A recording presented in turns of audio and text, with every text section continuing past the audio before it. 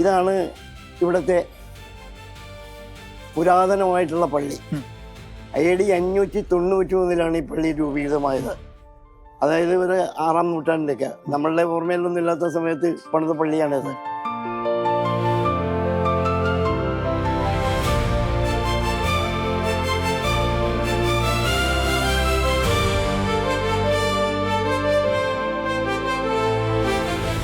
ഈ പള്ളിയെ പറ്റി വിശദമായിട്ടുള്ള ചില തെളിവുകളുള്ളത് ഞാൻ കാണിച്ചു തരാം. ഇതിവിടുത്തെ ആദ്യകാലത്തെ നേർച്ചപ്പെട്ടിയാണ്. ഇയാൾ വരുന്ന നേർച്ചകളൊക്കെ വരുമ്പോഴത്തേക്കും ഈ പെട്ടിയിലാണ് ആൾക്കാർ നിക്ഷേപിക്കുന്നത്. ഇതിവിടുത്തെ ഒരു ശിലാലിഖിതമാണ്. അന്ന് AD 593 കൊത്തിവെച്ചിട്ടുള്ളതാണ്. അന്നത്തെ ഇടവകക്കാരുടെ പേരുകളൊക്കെ ഇതിലുണ്ടെന്നാണ് ഞങ്ങൾ അറിയപ്പെട്ടിരിക്കുന്നത്. പക്ഷെ വ്യക്തമല്ലാത്ത കാരണം ഇപ്പോൾ ശരിക്കും മനസ്സിലാവുന്നില്ല.